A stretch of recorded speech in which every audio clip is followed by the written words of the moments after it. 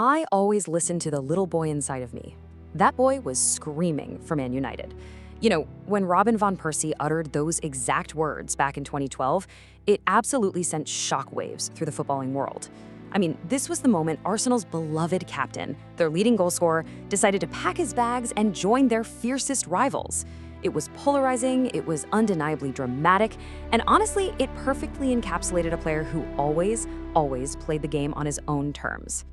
Welcome to This Explainer. Today, we're going to unpack the thrilling, often controversial, and absolutely brilliant journey of one of football's most dynamic figures.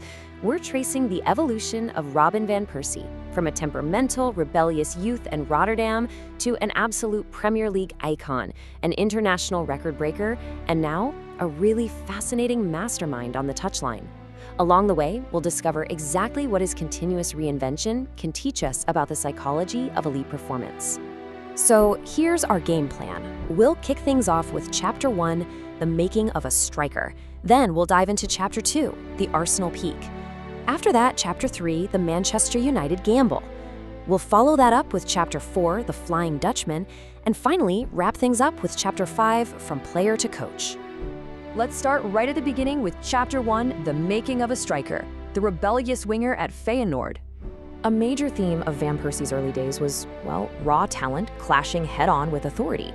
Born in Rotterdam to an artistic family, Robin actually started out at the local side Excelsior. But by the time he was 16, a quote-unquote petulant attitude, and those were his coach's words, by the way, saw him leave for Feyenoord. But here's the fascinating paradox. That youthful rebellion didn't actually hold him back. Because of an injury crisis at Feyenoord, this fiercely stubborn 17-year-old was fast-tracked straight into the first team. And he didn't just survive, he thrived. He even started in the 2002 UEFA Cup final, which Feyenoord won, earning him the Dutch Best Young Talent Award. But those continuous clashes with his manager, Bert van Marwijk, ultimately forced to move away. And this right here highlights the ultimate turning point of his entire career. Arsenal bought a tricky, slightly temperamental left winger for just £2.75 million. But Arsène Wenger, he envisioned something entirely different. He saw a lethal center forward. Wenger actually brought Van Persie in as a long-term replacement for the legendary Dennis Bergkamp, and just as he had done previously with Thierry Henry, Wenger completely transformed Van Persie's role. He took this wide player and meticulously rewired him into a world-class target man, someone who could drop deep, orchestrate the play, and finish with just devastating precision. Which brings us nicely to Chapter 2, the Arsenal peak. The artist finds his form. What's truly remarkable about his time at Arsenal is the sheer progression of his output, especially when you consider the immense physical hurdles he faced. For years, Van Persie endured a relentless barrage of injuries. We're talking fractured metatarsals, torn ankle ligaments, persistent knee issues. Look at 2009-10. He managed just 9 league goals. But notice the leap to 18 the following year. And then, the absolute explosion. After being named club captain following Cesc Fabregas's departure, he became virtually unplayable. 30.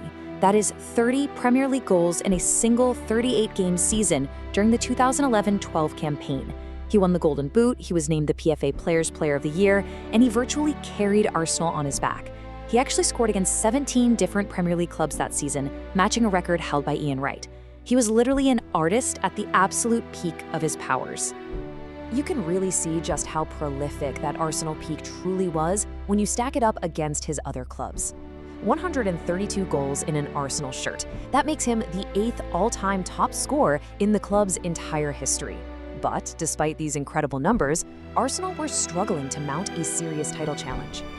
Frustrated by the club's perceived lack of ambition, Van Persie made the explosive announcement in July 2012 that he would not be signing a new contract.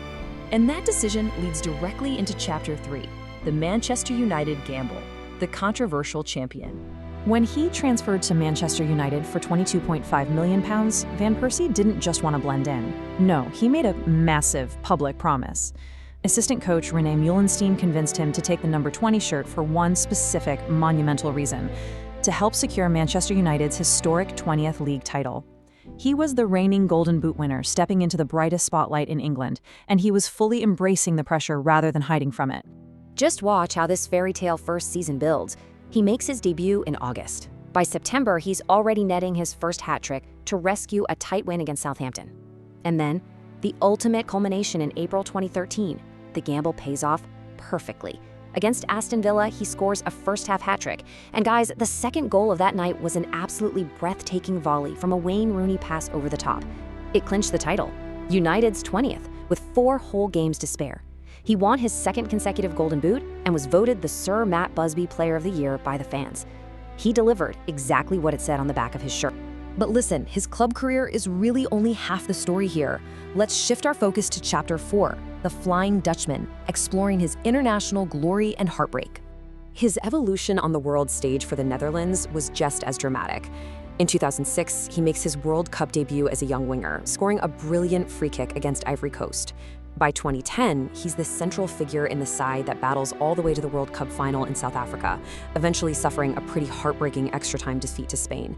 And then, 2014, now the captain under Louis van Gaal, he leads the team to a third-place finish. And it was in that 2014 tournament that he gave us perhaps his most enduring image ever. Ah yes, the flying header. In their opening match of the 2014 World Cup, trailing the reigning champion Spain, Daley Blind launches this long cross from deep. Van Persie spots the keeper off his line, launches his entire body into the air, and loops a spectacular diving header straight into the net.